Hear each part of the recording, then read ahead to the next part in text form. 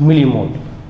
नाम से तो एकदम क्लियर है, मोल का 1000 टाइम छोटा यूनिट है ना। मतलब मैं ये बोल सकता हूँ 1 मोल इक्वल्स टू 1000 मिलीमोल। ये नाम से ही क्लियर हो गया, 1 मोल इक्वल्स टू 1000 मिलीमोल। लेकिन ये मोलारिटी में क्यों पढ़ा रहा हूँ? क्योंकि मोलारिटी से ही इजी होता है कैलकुलेट करना। कैसे? अब देखिए, अगर मैं मोल को 1000 से मल्टीप्लाई करता हूँ, है ना, मोल को 1000 से मल्टीप्लाई करता हूँ तो मिलीमोल हो जाएगा, सीधी बात है, ये मिलीमोल हो जाएगा। तो इसी रिलेशन को मैं यहाँ पर दिखाता हूँ। कैसे? मोलारिटी। आप मोलारिटी का फॉर्मूला देखिए। मोलारिटी का फॉर्मूला क्या होता है भाई? W2 upon M2 into 1000 upon V इन ml। अब ये फॉर्मूला याद हो गया होगा। अब क्या मैं चाह रहा हूँ कि इसके जगह, देखते जाइएगा, इसके जगह मैं इसको सिंपल इनटू से रिप्रेजेंट करूँ, ठीक है। ये 1000 अपॉन V इन ml और ये मोलारिटी, ठीक है। अब मैं दूसरे शब्दों में और क्या करूँ? V ml से दोनों तरफ मल्टीप्लाई कर दूँ, यहाँ भी और यहाँ पर। तो V ml क्या हो जाएगा? कैंसिल। और दोनों तरफ क्या हो तो मीनिंग चेंज नहीं होगा। तो देखिए, molarity into volume equals to क्या हो गया? N2 into 1000। बताइए, अब मोल गुणा 1000 को मैं क्या मिलीमोल लिख सकता हूँ आराम से, ये मिलीमोल। तो मोलारिटी इंटू वॉल्यूम का मतलब होता है मिलीमोल। पहले तो ये समझ में आना चाहिए। तो मोलारिटी में इसलिए पढ़ा रहा था क्योंकि मोलारिटी को ही वॉल्यूम से मल्टीप्लाई करोगे तो वो मिलीमोल में बदलता है। तो molarity into volume equals to millimole होता है। पहला इस चीज़ को अच्छे से समझिएगा। तो molarity into volume equals to millimole है। बात क्लियर है? क्या यूज़ है इसका? बहुत सारे यूज़ है, मैं 2-3 जगह दिखाता हूँ। आपने यूज़ किया भी है, भले वो याद नहीं कि इसी टॉपिक को यूज़ किया, लेकिन आपने किया है, लैब में सॉल्यूशन तैयार करते वक्त किया है ना, डाइल्यूशन के समय किया है। अब एप्लीकेशन देखिए, इतना समझ में आ गया। मोलारिटी को अगर वॉल्यूम इन ml से, ये भी याद रहे, वॉल्यूम इन ml से मल्टीप्लाई कर दिया जाए तो मिलीमोल बनता है, ठीक है। तो अब उसका एप्लीकेशन देखिए, इस मिलीमोल का एप्लीकेशन है ना। मिलीमोल का एक शब्द में जो यूज़ करने वाला चीज़ है उसको यहाँ लिख देता हूँ, मोलारिटी इंटू वॉल्यूम इन ml। ये हो गया इसका मतलब। अब हम इसको यूज़ करेंगे। कैसे कैसे यूज़ होता है अगर आप समझ, एक इन डाइल्यूशन, पहला इसका एप्लीकेशन बता रहा हूँ। Application of millimole in dilution. Dilution में कैसे हम जब किसी सॉल्यूशन को डाइल्यूट करते जाएंगे तो मिलीमोल का क्या यूज़ है उसको पहले समझते हैं। जरा देखें, सपोज मेरे पास एक सॉल्यूशन है, ठीक है। एक सॉल्यूशन है, मोलारिटी इसका कुछ M1 है सपोज, वॉल्यूम इसका V1 है, ठीक है। हमने कुछ नहीं किया, कुछ अमाउंट सॉल्वेंट को ऐड कर दिया, पता नहीं अभी कितना अमाउंट ऐड कर दिए। तो ये जो सॉल्यूशन है वो पहले इतना था, थोड़ा सा वॉल्यूम बढ़ जाएगा, इतना हो गया, है ना। अब ये हो जाएगा, मान लो देखो कॉन्सेंट्रेशन तो बदलेगा भाई, नो डाउट। सॉल्यूट का सॉल्वेंट का अमाउंट बढ़ोगे तो कॉन्सेंट्रेशन तो बदल जाएगा। अब बढ़ेगा घटेगा बाद में सोचना, लेकिन कॉन्सेंट्रेशन तो बदलेगा। वॉल्यूम भी डेफिनेटली बदलेगा, वॉल्यूम बढ़ेगा बोल सकते हो आप आराम से। तो जब यहाँ से यहाँ गए, है ना, यहाँ से आ गए या आगे और चले जाओ, इस समय आप देख रहे हैं वॉल्यूम बढ़ते जा रहा है, मोलारिटी ऑब्वियसली घटते जाएगा। तो वॉल्यूम बढ़ रहा है, मोलारिटी घट रहा है, ऐसा होगा। तो लेकिन ऐसा क्या चीज़ है जो नहीं बदल रहा है? क्योंकि जब मुझे यहाँ से डाटा से यहाँ का कुछ निकालना होगा तो मुझे ऐसा कोई पर्टिकुलर चीज़ पकड़ना पड़ेगा जो बिल्कुल नहीं बदल रहा हो। और जब नहीं बदलेगा तभी मैं इसको पता लगा पाऊँगा कि यहाँ क्या मिसिंग है और क्या निकालना है। ज़रा समझिए, आप चाहो तो 3 बार कर लो, 3 बार भी कर लोगे तो यहाँ पर V3 और यहाँ पर M3 कुछ तो बदलाव आएगा, ठीक है। अब इस डाइल्यूशन के प्रोसेस में मैं एकदम श्योर हूँ, आप क्या किए हैं, सॉल्यूशन लिए हैं, पानी या सॉल्वेंट को मिला रहे हैं, तो डेफिनेटली सॉल्वेंट बढ़ रहा है, कंसंट्रेशन घट रहा है, लेकिन एक चीज़ है जो नहीं बदल रहा है, क्या? सॉल्यूट का अमाउंट। मान लो सॉल्यूट आपने शुरुआत में 5 ग्राम घोला था, तो यहाँ तक भी वो 5 ग्राम ही होगा। क्यों? सॉल्यूट का मास नहीं बदल रहा है, सॉल्यूट तो उतना ही घुला है ना, उसको ना निकाल रहे हैं ना उसको एक्स्ट्रा कोई डाल रहे हैं, तो सॉल्यूट नहीं बदला है, सॉल्यूट का अमाउंट नहीं बदला है, सॉल्यूट का मोल नहीं बदला है, मिली मोल नहीं बदला है, सॉल्यूट का मोल नहीं बदला है, मिली मोल नहीं बदला है, तो फाइनली मिली मोल में आ गए। अब बोलेंगे कि सर आप ग्राम भी बोल सकते थे, मिली मोल भी बोल सकते, मिलीच मोल को क्यों नहीं? क्योंकि मिली मोल आसान है, दोनों मिला दो। कैसे? देखो, मिली मोल नहीं बदला, देखिए अमाउंट नहीं बदला मतलब मिली मोल नहीं बदला, तो मैं बोलूँगा M1 V1 इनका जो मल्टीप्लाई है वो मिली मोल हो गया, उतना ही मिली मोल यहाँ भी है M2 V2, उतना ही मिली मोल यहाँ भी है M3 V3। ये इसका सबसे बड़ा यूज़ है। इसका मतलब ये हुआ, अगर मुझे कोई पर्टिकुलर 2 स्टेप में बोला गया और इन 4 डाटा में से कोई 3 डाटा गिवन है, तो चौथा मैं निकाल सकता हूँ आराम से। अब किए हुए हैं क्वेश्चन, देखिए क्वेश्चन कैसे है।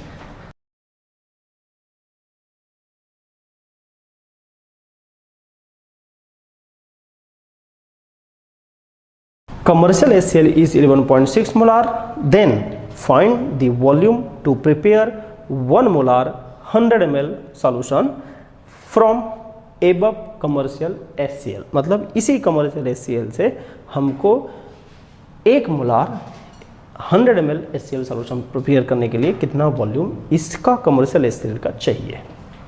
ठीक है, अब याद रखिएगा जिसका मोलारिटी उसी का वॉल्यूम होना चाहिए। M1V1 इक्वल्स टू M2V2, ऐसा एक रिलेशन तैयार किया मैंने। 2 सॉल्यूशन है, इसलिए पहला वाला सॉल्यूशन है 11.6 मोलार का, कितना वॉल्यूम? मेरे ख्याल से इसी को निकालना है, ये लीजिए निकालना है। दूसरा बनाने वाला कितना भाई? 1 मोलार, कितना ml? 100 ml, ये लीजिए। तो अब देखिए 4 डाटा में से 1 डाटा मिसिंग है, बाकी 3 डाटा 100% क्लियर है। देन क्या करना चाहिए मुझे? बिल्कुल यहाँ देखिए V1 इक्वल्स टू क्या लिखूँ भाई? इधर 100 और इधर 11.6। फिर क्या हो जाएगा कि 11.6 से जब इसको डिवाइड करेंगे 8.6 समथिंग, तो इतना ml मुझे निकाल के सॉल्यूशन तैयार, इतना ml अब कैसे करूँगा? फिर इसको भी प्रिपेयर कर लेता हूँ। एक होता है क्या? Measuring cylinder. इस मेजरिंग सिलेंडर में बाकायदा स्केल बना होता है। तो आप क्या करोगे? इस HCl को 8.6 ml यहाँ से भरेंगे और एक बड़े बीकर में इसको ट्रांसफ़र किए और फिर इसको मेकअप कर दीजिए। कितना? यहाँ से सॉल्यूशन लाए और ये 100 का है, तो 100 ml तक मेकअप कर दीजिए, है ना। और इसके बजाय हम लोग इसको वॉल्यूमेट्रिक फ्लास्क का बनाएं तो ज़्यादा अच्छा है। यहाँ 100 ml तक मेकअप कर दिए, तो 100 ml तक मेकअप कर दिए तो सॉल्यूशन हो गया तैयार, है ना। फिर वही गलती दोबारा नहीं करेंगे। कैसे गलती?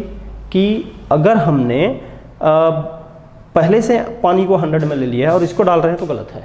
हमको पहले इसको डालना है, उसके बाद 100 तक मेकअप करना है, ताकि अमाउंट टोटल मिलके 100 हो, है ना। 100 के बाद इसको डालोगे तो ज़्यादा हो जाएगा, 108 हो जाएगा।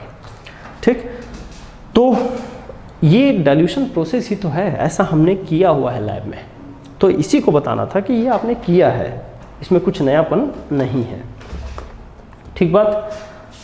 अब इसका दूसरा जो क्वेश्चन बनता है, एक तो क्वेश्चन डाइल्यूशन का, एक क्वेश्चन और बनता है जिसको हम लोग बोलते हैं मिक्सिंग ऑफ सॉल्यूशन। ये नेट के लेवल का क्वेश्चन है, अच्छे लेवल का क्वेश्चन है, आईटी वगैरह, आईटी जेई वगैरह में भी आता है। मिलीमोल से रिलेटेड एक दूसरा सवाल और, mixing of solution, mixing of solution समझेंगे जरा। मिक्सिंग ऑफ सॉल्यूशन कैसा क्वेश्चन है, इसको देखें जरा ध्यान से। कैसे क्वेश्चन बनाता है इसमें, इसके क्वेश्चन के पैटर्न को पहले समझ लीजिए। एक हमको दिया M1 और V1 वॉल्यूम के साथ, M1 molarity, V1 volume, V1 volume. एक दूसरा सॉल्यूशन और दिया M1 M2 और V2, ठीक है, और दोनों को मिक्स कर दिया और मिक्सचर का मोलारिटी हो गया M3 और V3। सवाल क्या पूछेगा? सवाल पूछ देगा कि अब जो नया सॉल्यूशन आया इसकी ये मोलारिटी है ना, उसको फाइंड आउट करके बताओ। ऐसा सवाल पूछेगा। तो इस टाइप के सॉल्यूशन को अब कैसे डील करना है उसको देखना होगा हमको, है ना। कैसे देखना होगा कि मिक्सिंग ऑफ सब्सटेंस दो तरह से होता है। हो सकता है इनके बीच कोई रिएक्शन ना हो रहा हो सकता है इनके बीच रिएक्शन हो रहा हो, है ना। तो इसके जो मिक्सिंग है ना वो दो तरह से होता है। करो एक बार सेम सब्सटेंस को मिक्स करो और एक बार डिफरेंट सब्सटेंस को मिक्स करो। डिफरेंट में when they react, do not react, when they react. तो तीन वैरायटी के सवाल इस टॉपिक से बनते हैं। कैसे तीन वैरायटी के सवाल बनते हैं मैं दिखाता हूं आपको। ध्यान देंगे तीन वैरायटी के सवाल में। पहले चलते हैं कि मिक्सिंग या मिक्सिंग ऑफ सेम सब्सटेंस। देखिए पहला सवाल है मिक्सिंग ऑफ सेम सब्सटेंस। हम एक ही टाइप के सब्सटेंस को मिला दें, एक ही सब्सटेंस को। एग्जांपल देखेंगे, लैंग्वेज में नहीं दे रहा हूं, लैंग्वेज में भी हो सकता है। 1 मोलार HCl, ठीक है, कितना ml? 100 ml लिए। दूसरा है, एकदम सिंपल एग्जांपल ले रहा हूं, 1 मोलार HCl अगेन 100 ml, और पूछा दोनों को मिलाने के बाद कि इसकी मोलारिटी कितना हो गया। यहाँ ये वॉल्यूम तो आप खुद निकालेंगे, मोलारिटी पूछा, ठीक है। तो मोलारिटी जब पूछेगा तो क्या करूँगा मैं पहले देखिए इसका तरीका स्टेप बाय स्टेप बताता हूँ। HCl को आयनाइज कराओ, हालांकि अभी ज़रूरत नहीं है आयनाइज का, लेकिन मैं प्रोसेस स्टेप को मिस नहीं करना चाहता हूँ, बाद में तकलीफ होगी। ये लीजिए और इन दोनों को मल्टीप्लाई कर दो मिलीमोल, तो 100 × 100 1, तो ये हो गया 100 मिलीमोल। मिलीमोल से ही चलो आप। अभी फिलहाल स्टार्टिंग में जब जीरो रहेगा, लेकिन जब अनाइज हो जाएगा 100% अनाइज मानेंगे इसको, तो ये जीरो और ये क्या 100 और ये 100। स्ट्रॉन्ग इलेक्ट्रोलाइट है इसलिए 100% अनाइज मानेंगे, ठीक है। तो जीरो के बाद 100 100, इसका मतलब H+ भी कितना है 100, Cl- भी कितना है 100, और वो क्या है मिलीमोल है, याद रखेंगे मिलीमोल है।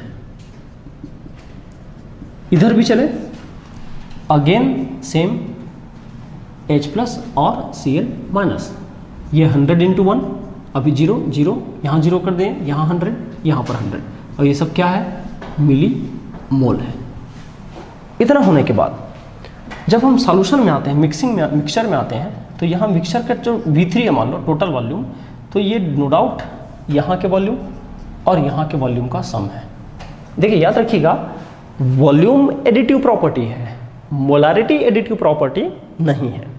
वॉल्यूम एडिटिव प्रॉपर्टी है, मोलारिटी एडिटिव प्रॉपर्टी नहीं। इसलिए मैं यहाँ पर एक और एक मिला के 2 मोलार नहीं बोल सकता, लेकिन वॉल्यूम को बोल सकता हूँ। 100 ml मिलके 200 ml, तो यहाँ पर कितना हो गया 100 + 100, टोटल अमाउंट कितना हो गया 200 ml। अब जरा देखिए, मुझे अगर इस सॉल्यूशन का नया कॉन्सेंट्रेशन चाहिए तो मैं क्या करूँगा, पहले देखिए रिलेशन बनाता हूँ। अगर मैं M3 मान लेता हूँ, M3 और V3 दोनों का total millimole definitely M1V1 + M2V2 के बराबर होगा, ठीक है। और यहाँ देखिए क्या मिक्सचर अगर सेम सब्सटेंस का है तो अगर ऐसा नहीं भी करोगे चलेगा, ये मैं केवल आदत बनाने के लिए किया हूँ, है ना। इसको आप अवॉइड करेंगे चलेगा। अब क्या होगा कि यहाँ पर M3 V3 अगर आपको दिया, बहुत सिंपल है, M1 यहाँ से 1 और V1 100 + M2 यहाँ से 1 V2 100, और यहाँ पर कितना हो गया, ये डिवाइड बाय क्या करूँ V3 मतलब 200, और यहाँ पर M3। अब यहाँ से हो जाएगा 200/200, इसका मतलब 1 मोलार। ये सिंपल कैलकुलेशन हो गया, लेकिन ये अभी ज़रूरत इसका नहीं पड़ा, इसके भी आनाइज करने की ज़रूरत नहीं पड़ा, मतलब सेम सब्सटेंस में ये इसकी ज़रूरत नहीं पड़ेगी, लेकिन बाद में इसके बिना क्वेश्चन गलत हो जाता है। तो अभी फिलहाल देख लीजिए सॉल्यूशन हो गया। अब पूछने वाला पीएच भी पूछ ले, अगर आप H+ का कॉन्सेंट्रेशन निकाल सकते हैं तो पीएच भी निकाल सकते हैं। पीएच अभी आयनिक इक्विलिब्रियम टॉपिक में पढ़ेंगे, third part of the general physical, तो इसलिए मैं पीएच का क्वेश्चन नहीं लाया हूँ। ठीक है, क्वेश्चन थोड़ा सा बदल लेता हूँ। कैसे, जरा देखिए। एक सिंपल क्वेश्चन हुआ, मिक्सिंग ऑफ डिफरेंट सब्सटेंस करते हैं, सेम की जगह डिफरेंट,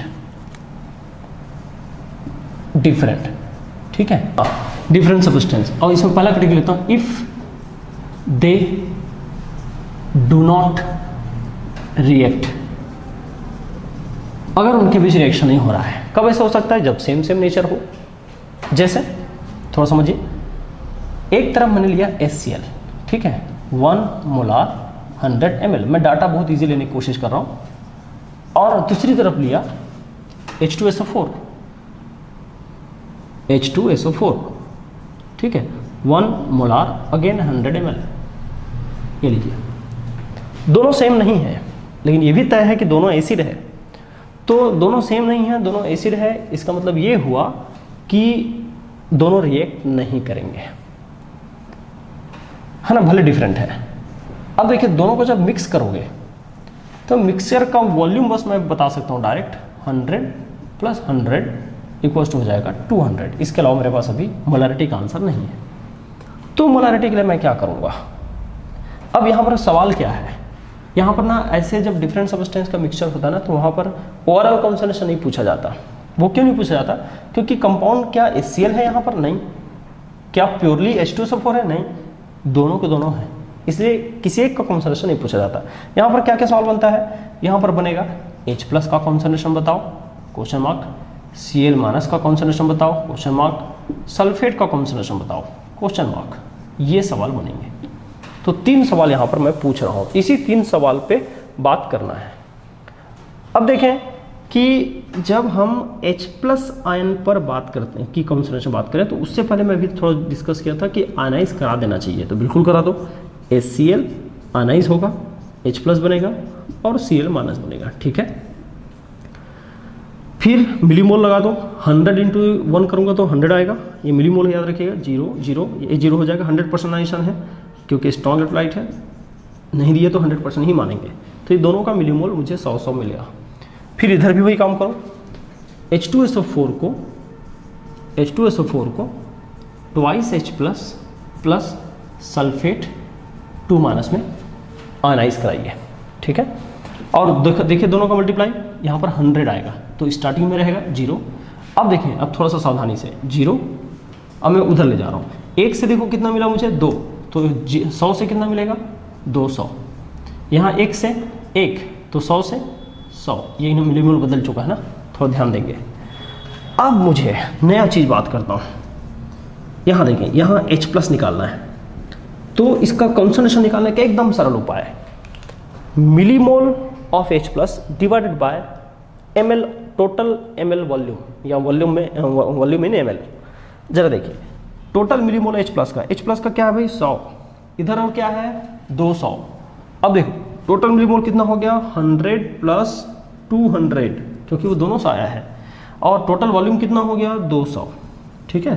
तो ये हो गया 300/200, यहाँ से कटा 1.5 मोलार होगा, याद रखिएगा मोलार। कैसे पता चला भाई, ये मिलीमोल है और ये क्या है, मिली लीटर।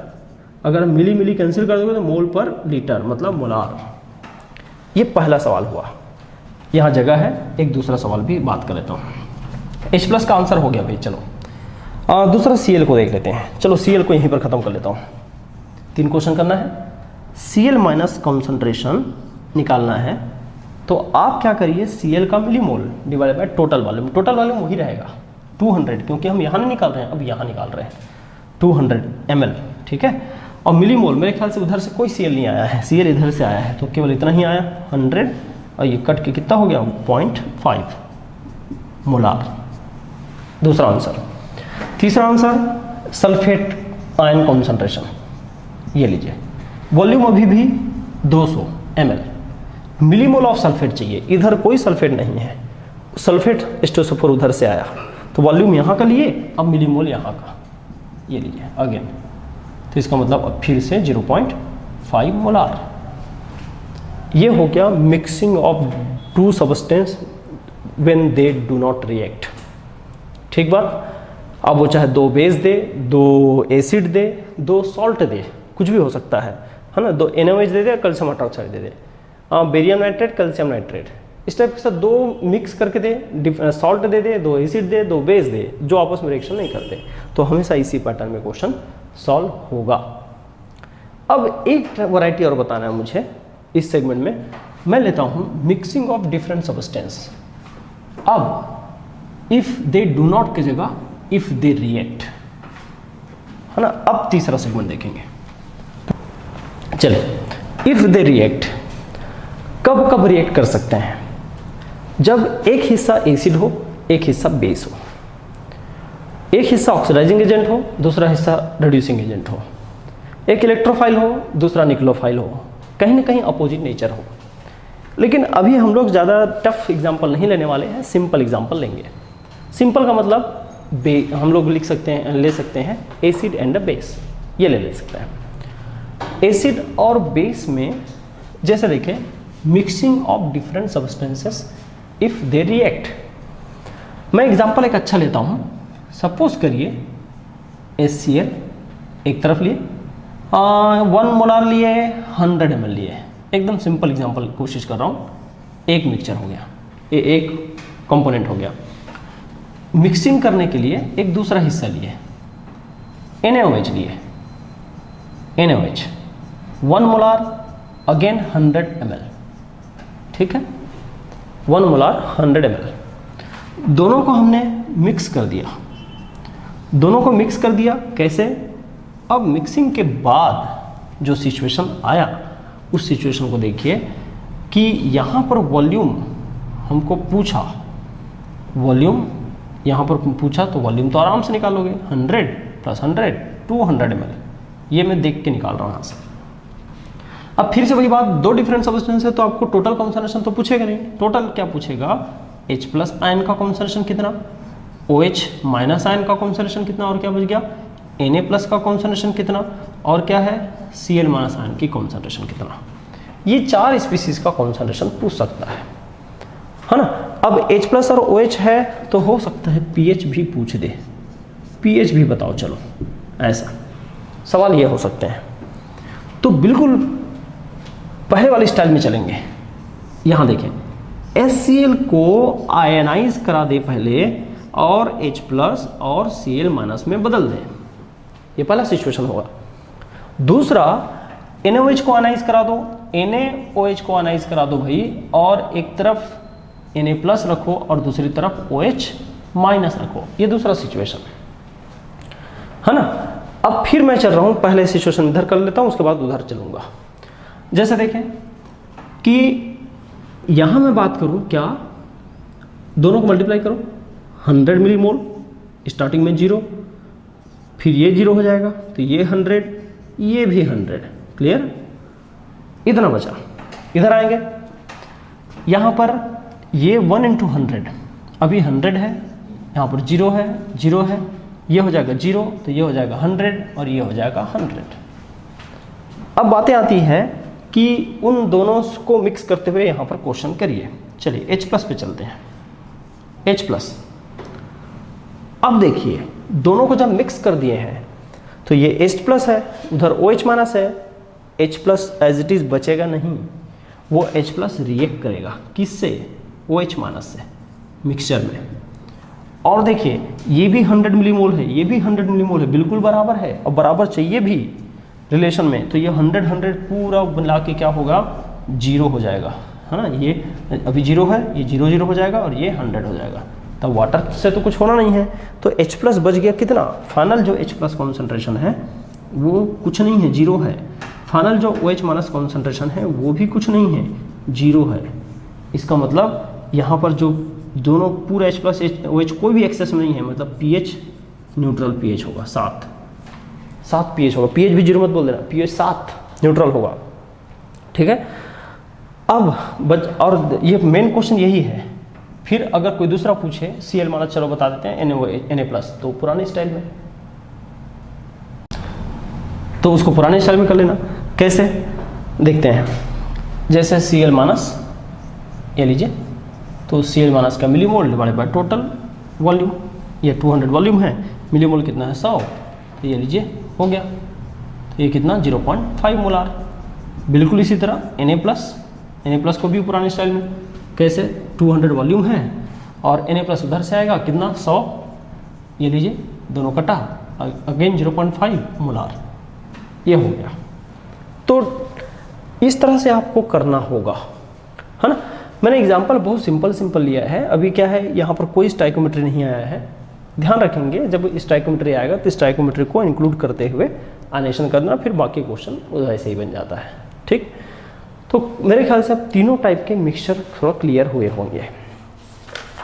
अब इस सिचुएशन में या इस कंडीशन में एक आध छोटे क्वेश्चन मैं करा देता हूँ, फिर ये पार्ट फिनिश हो जाएगा। When 100 ml 1 molar H2SO4 is mixed with 2 molar 100 ml NaOH, then find the pH of solution। ऐसा क्वेश्चन हो सकता है। मैं जानबूझ के pH बोला हूँ, pH में अभी मैं pH पर ज़्यादा डिटेल नहीं जाऊँगा, लेकिन हल्का से यूज़ करूँगा, है ना। pH अभी कैलकुलेशन बाकी है। pH लिख दिया हूँ, इसका मतलब ये समझिए हमको H+ और OH- कॉन्सेंट्रेशन चाहिए मिक्सर में, दूसरे शब्दों में ये है। अब ऐसे क्वेश्चन के लिए ज़रा देखिए, हम लोग उसी फॉर्मेट में चलेंगे। पहले एक डायग्राम टाइप बना लेते हैं दोनों हिस्सों के लिए। ऐसे पहला हिस्सा में 100 ml 1 मोलार H2SO4, दूसरे हिस्से में 100 ml 2 मोलार NaOH। फिर देखिए दोनों को मिक्स कर देंगे और मिक्सचर में हम लोग नया निकालेंगे। लेकिन पहला समझिए इनका आयोनाइजेशन, H2SO4 आयनाइज होगा, ट्वाइस H+ देगा प्लस SO4 2 नेगेटिव। फिर क्या, इन दोनों को मल्टीप्लाई कर दूं तो ये 100 मिलीमोल होगा, 0 मिलीमोल 0 मिलीमोल, ठीक है। फिर ये जब 0 हो जाएगा तो ये हो जाएगा 100 से 200, क्यों 2 है, 1 से 2, तो ये हो जाएगा 200 मिलीमोल, और यहाँ 1 से 1 ये हो जाएगा 100 मिलीमोल। ये काम का चीज़ है, ठीक है। उधर पे बात करते हैं, NaOH जब आयनाइज होगा तो ये बनाएगा Na+1 और OH-1, इस तरह से। फिर यहाँ से दोनों को मल्टीप्लाई कर दूंगा तो ये होगा 200, अभी स्टार्टिंग में 0 अनाइज नहीं हुआ है तब, अब जब 100% अनाइज होगा तो ये 0 और ये 200, अगेन 200 क्यों, क्या भाई 1 1 है, 1 to 1 1 to 1। फिर क्या करना है, आगे मिक्स करना है। तो देखो मिक्स करोगे तो वॉल्यूम हो जाएगा यहाँ से 100 + 100 मिलके कितना 200, ठीक है। मोलारिटी नहीं पता है अभी, सोचते हैं, मोलारिटी की जरूरत नहीं है, भी H+ का कॉन्सेंट्रेशन को सोचेंगे। जरा देखिए एसिड और बेस तो है, H+ और OH-, न्यूट्रलाइजेशन रिएक्शन तो होगा, H2O बनेगा। H+ कितना है, कहाँ है, ये है 200। OH- कहाँ है, OH- वो भी 200, ये लीजिए, और 200 फिर से यहाँ से कट के क्या हो जाएगा 0।